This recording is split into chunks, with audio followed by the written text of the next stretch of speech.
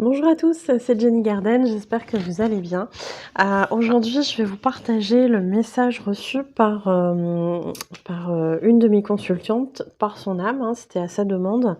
C'est vrai que l'âme, je vous diffuse pas forcément les messages parce que ça reste des messages privés, quand même, malgré tout. Mais sachez que c'est des choses qu'on peut faire, qu'on peut demander des conseils à son âme, on peut demander un message, on peut demander un éclairage, on peut lui poser des questions aussi, via cette méthode de canalisation.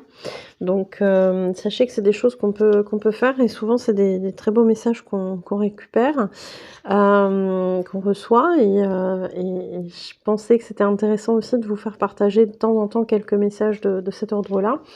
Et ici, effectivement, la personne avait posé 2 questions. Donc je la remercie pour avoir accepté de partager ce message qui est très beau. Alors je l'ai pas relu, mais très, très intéressant en tout cas pour le parcours FJ, parce qu'on est ici dans un cas de figure où la personne est en parcours flamme jumelle. Et du coup, ça donne des informations qui sont assez précieuses. Allez, je vous lis tout ça. Question numéro 1. Qu'est-ce que je dois faire pour vivre le mieux possible mon appréhension de souffrir, du retour ou d'éventuels allers-retours de ma flamme jumelle? Ici, l'âme de cette personne répond. Rappelle-toi le principe de ce parcours. Tous les deux, vous vous faites mutuellement travailler en appuyant profondément, plus qu'aucun autre ne le fera, sur vos blessures. Cela a pour but de vous aider à vous libérer de vos blessures petit à petit. Alors même si tes peurs de souffrir sont légitimes, après tout, ce n'est plaisant pour personne, rappelle-toi de ce but final qu'est votre libération. Vous vous aimez si fort, c'est pour cela que c'est vous deux et pas un autre. Jamais tu n'aurais accepté cela d'un autre que lui, et jamais il n'aurait accepté cela d'une autre que toi. L'amour profond et inconditionnel vous aide à surmonter toutes ces souffrances que vous vous rappelez plus ou moins inconsciemment. Rappelle-toi également tous ces moments d'amour parfait que vous avez vécus ensemble, et dis-toi qu'ensuite ce sera encore mieux.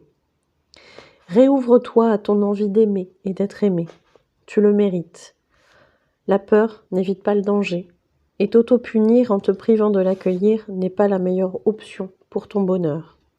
Je vous ai lu ça, j'ai des frissons quand je vous lis ça. Enfin bref. Effectivement, la peur n'évite pas le danger, ça c'est sûr. C'est clair. Se priver d'amour, c'est pas une solution non plus. Je pense vraiment qu'il y a cette nécessité à un moment donné sur le parcours de se réouvrir, et j'ai vécu ça aussi par les guides qui me disaient: «Oui, mais il faut réouvrir, faut réouvrir, faut réouvrir».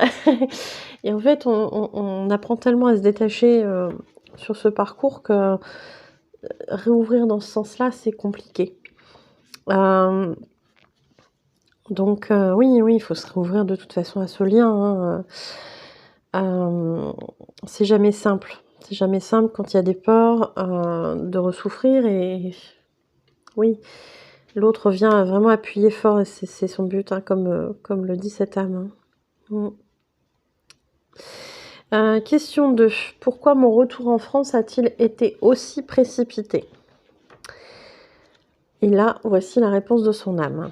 Ton arrivée là-bas n'était pas un hasard. Tu devais éloigner tes énergies de lui, donc sa flamme jumelle. Tu devais vivre pour toi, récupérer. Tu devais te détacher. De son côté, il devait expérimenter ce qui allait être le manque de toi, de tes énergies. L'éloignement géographique a permis une vraie coupure pour vous deux, et cela vous a fait évoluer. Ton retour en France a été précipité, car il a fait les compréhensions qui étaient nécessaires pour lui.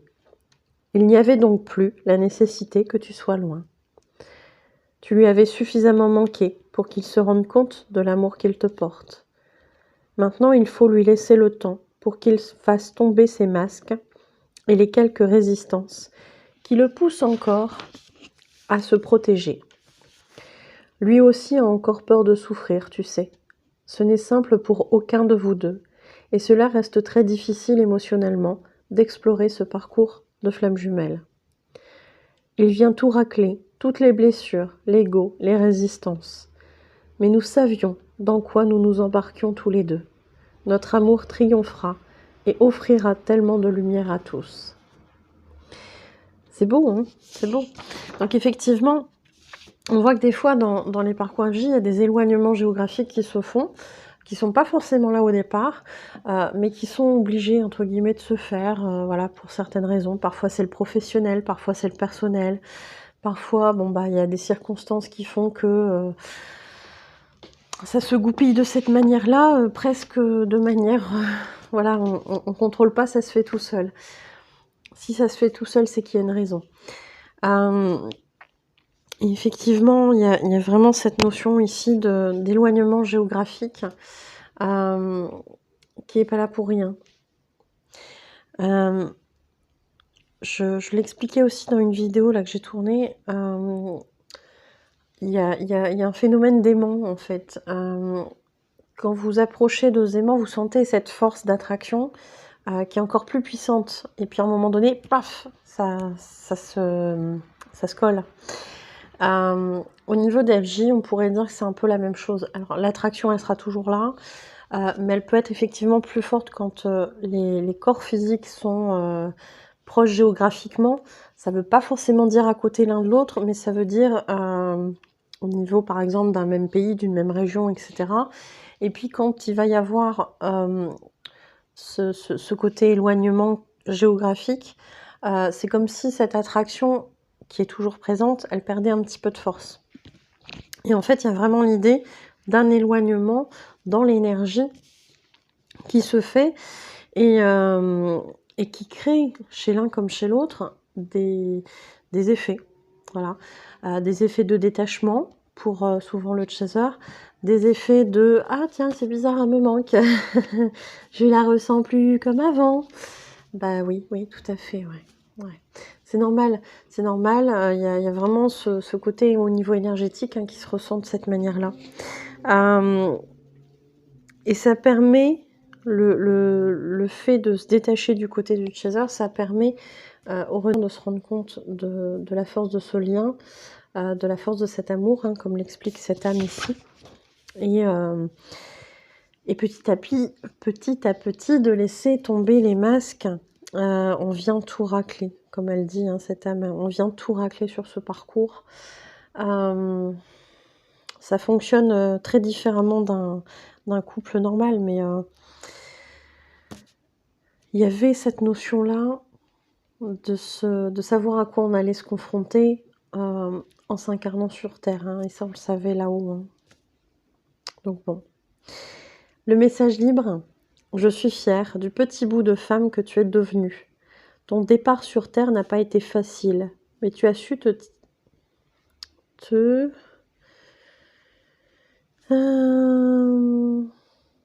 t'en tirer avec brio, je dirais, te tirer avec brio de ces situations complexes que tu as vécues. Je suis désolée, quand je canalise, des fois j'écris très vite, et parfois j'ai du mal à me relire. Tu es attentive, ouverte aux apprentissages, même s'ils sont douloureux. Tu es courageuse. Merci de m'héberger dans ce corps, à la fois tout petit, par rapport à ma grandeur d'énergie, mais aussi tellement résistant à tout ce que tu as dû endurer.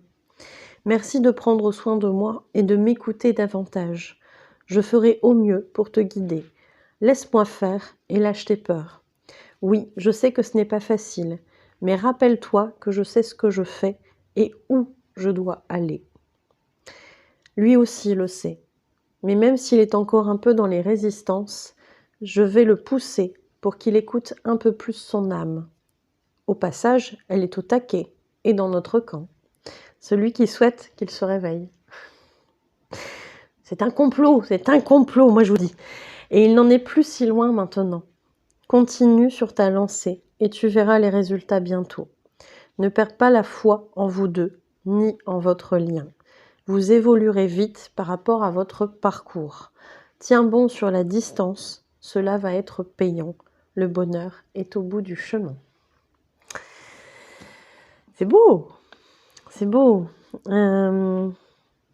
Donc on a des messages d'encouragement de sa propre âme, on a, voilà, parfois des remerciements aussi comme ça, parce que c'est une coopération. Il y a cette âme qui vient s'incarner dans ce corps physique, et si l'un est défaillant, bah, forcément, ça peut pas se faire. Donc oui, oui, il faut expérimenter ces choses-là, être reconnaissant aussi de pouvoir vivre ces expériences-là, même si parfois c'est douloureux. Il y a aussi des belles choses qu'on peut vivre et qu'on doit s'autoriser aussi à vivre. On ne doit pas rester focalisé sur le négatif. Donc voilà, il y a des très belles choses visiblement qui sont prévues, et ce passage où cette âme dit que bah, l'âme du, du runner, bah, oui, elle est au taquet aussi, elle a envie qu'il se réveille, elle a envie qu'il bouge, quoi. Et visiblement, ça tarde pas trop à se faire, hein. C'est en cours, hein, voilà, elle le dit. Donc ça, c'est chouette. Et j'ai pu effectivement avoir l'information qu'il y avait bien eu un réveil. Donc je peux vous dire que ça fait plaisir. Ça fait plaisir et voilà, ils sont maintenant en réunion et c'est que du bonheur, voilà. Bah écoutez, j'espère que ça vous aura aidé. Je vous remercie en tout cas pour votre écoute et je vous souhaite une belle journée, une belle soirée. Je vous dis à bientôt. Prenez soin de vous.